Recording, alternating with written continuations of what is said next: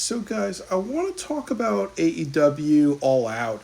And I really want to say that I know, like, a lot of people are speculating that Chris Jericho may be done with AEW. And I do want to say that he should at least have one more match in the company. And I was kind of thinking to myself, who would his final opponent be? And I also think that All Out is a great show for him to retire at because if he's going to step away from AEW, as a Canadian wrestler, would he want to retire in his would he want to step down from AEW or retire from AEW in his home country? So I was kind of saying to myself, who would be that last opponent for Chris Jericho? And I was thinking about Anthony Bowens. And the reason why I want to do Anthony Bowens is for two reasons. That number one, he has a lot of potential as a professional wrestler. I do feel like he needs more dark matches. Maybe put him on Ring of Honor and improve him a little bit more. I also will say that, if he came up with Mollywop, he should be suspended. But whoever came up with Mollywop should be fired or suspended because that is a stupid ass name for a move. It's like if he changed finisher to we're here, we're queer, we're used to it, or like our Sunshine Lollipop. It's just a stupid ass name, really. But I think that just to get back to my point, really, that Anthony Bowens is very underrated. I do think that he could be a megastar. He has the great voice. He has the really great story. And I do think that his losing streak is something to talk about. That I do think that they put him on a very, very bad road, really, because he only beat Max Caster, and then they had a match with like Ricochet and Swerve Strickland, I believe. But they keep kind of putting him in situations where it's almost like, well, we can't have Ricochet lose because we got bigger plans for Ricochet, or we can't have Swerve lose because we have big plans for Swerve. We keep putting him in situations where he's against people that are a little bit out of his league, that just can't lose, really. So I think that you need to do a reset button. And I think that the thing with Chris Jericho is that they had a match for the ROH Championship, but what happened was Max Caster messed that up by mistake, really. So this is almost a way to say, hey, can Chris Jericho have a match with Anthony Bowens? Can he be like, okay, well, you know what? We this can lead to something, right? And they can go like 20, 30 minutes, and this could be like Bowens really just, lack of a better phrase, coming out of the closet and saying, I got something to show, I got something to prove, I deserve to be here, and you can have him win or lose. If you have him win, it kind of shows that he's on track to accomplish his goal, which should be to become a AEW champion. And in my opinion, what they should do is have Kyle Fletcher be the TNT champion all the way to World's End, and then at World's End, you give that to Anthony Bowens. And that would be the way to do it. But I think that this would kind of like put him on the road of being successful, really. Or you can do something where he loses and then he turns heel. But the problem is that you already have the Acclaimed as a heel group, and there's some people saying they need to come back together and everything like that, really. But the other issue with this is that you cannot have Anthony Bowens turn heel against Max Caster, because, Anthony Bowens is the good guy. And also, too, he's done a lot of things for AEW. He's shown up at different, like, Pride events. He's kind of like Titus O'Neil in that type of goodwill type of role.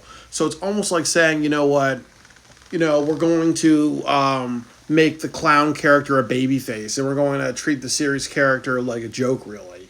So it's just not a good dynamic. It almost is like, you do the right thing, you get fucked over, or it's ultimately like, it's ultimately like, too, we need more openly gay wrestlers that represent companies and other things like that. So, he was in that kind of that role, really, in addition to just, wanting to go far in his life, really. So I do think that just to turn him heel would not be helpful. To turn him heel against Max Caster would not be helpful. The best thing to do is just kind of rebuild him and go from there. Because you can do something like you can have Okada or Swerve Strickland versus Anthony Bowens at Wrestle Dream.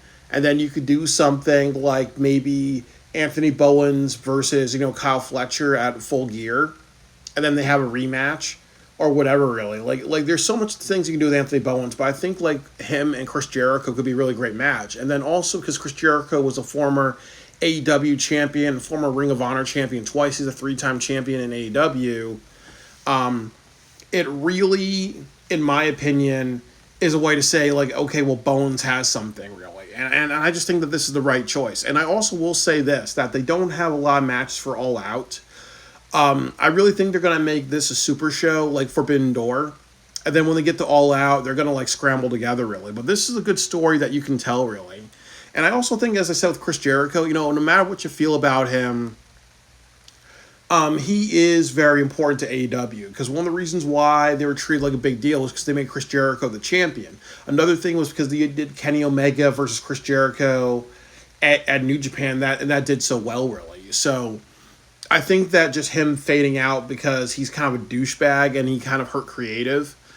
I think that, all right, that's important, but that's not enough for him to not be involved. Like Vince McMahon being a sexual predator and almost killing somebody in a traffic accident, that's a good example of somebody who should not get a good send-off, really. John Cena, a very controversial wrestler, because obviously he buried a lot of people along the way. Yes, even though he did that, they shouldn't say, well, you know what, you fucked up the company so much, or we could have done a lot more like a decade ago if you hadn't been so stubborn with the Nexus or whatever.